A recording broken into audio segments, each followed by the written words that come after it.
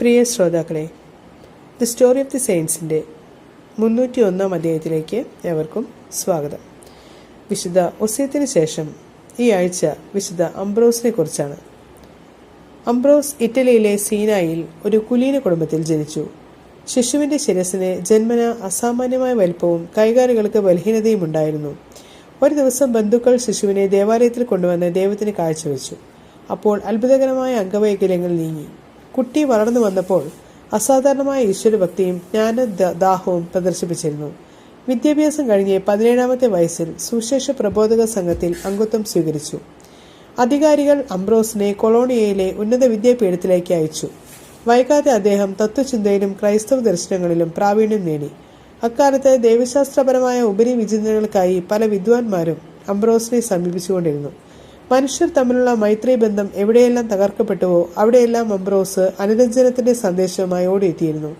ഏത് പ്രതികൂല സാഹചര്യങ്ങളിലും ആ മുഖം ദിവ്യമായ പ്രകാശത്താൽ ജ്വലിച്ചിരുന്നതായിട്ടാണ് ചരിത്രകാരന്മാർ രേഖപ്പെടുത്തിയിരിക്കുന്നത്. അംബ്രോസിനെ മെത്രാനായി നിയമിക്കാൻ മാർപ്പാപ്പ ആഗ്രഹിച്ചിരുന്നെങ്കിലും അദ്ദേഹം വിനയപൂർവ്വം ഒഴിഞ്ഞുമാറുകയാണ് ചെയ്തത്. അന്ത്യം വരെ കർമ്മനിരതനായി ജീവിച്ച അദ്ദേഹത്തിന് ഉറങ്ങാൻ പോലും വേണ്ടത്ര സമയം ലഭിച്ചിരുന്നില്ല.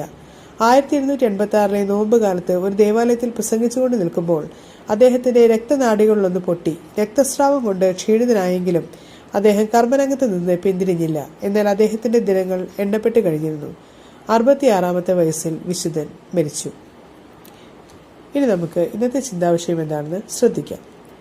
പരിപാലിക്കപ്പെടേണ്ട ഓരോ ബന്ധത്തിന്റെയും പരസ്പര വിശ്വാസത്തിന്റെയും പിന്തുണയുടെയും ഊഷ്മളമായ ഉദാഹരണങ്ങൾ ഉണ്ടാകണം. പക്ഷേ അവിടെയെല്ലാം കണക്കുകളുടെ സന്തുലിതാവസ്ഥ കണ്ടെത്താൻ ശ്രമിക്കരുത്. എപ്പോഴാണോ പ്രയോജനം കുറഞ്ഞുവെന്ന് തോന്നി തുടങ്ങുന്നത് അപ്പോൾ മുതൽ ബന്ധങ്ങളിലും തേയ്മാനം സംഭവിച്ചു തുടങ്ങും. ഉപകാരമുള്ളവരെ ഉറ്റവരാക്കാനും ഉപയോഗമില്ലാത്തവരെ അകറ്റി നിർത്താനുമാണ് എല്ലാവർക്കും ഇഷ്ടം. അതുകൊണ്ടാണ് രക്തബന്ധം പോലും അടുപ്പം തീരുമാനിക്കാനുള്ള മതിയായ കാരണമാകാത്തത്. നിശബ്ദമായും പ്രതീക്ഷാരഹിതമായും ഒരാളെ ഇഷ്ടപ്പെടുക. എന്തെങ്കിലും കാരണത്തിന്റെ പേരിൽ സ്നേഹിച്ചാൽ ആ കാരണം അവസാനിക്കുമ്പോൾ ബന്ധവും സ്നേഹവും അവസാനിക്കും. ഏവർക്കും നന്ദി.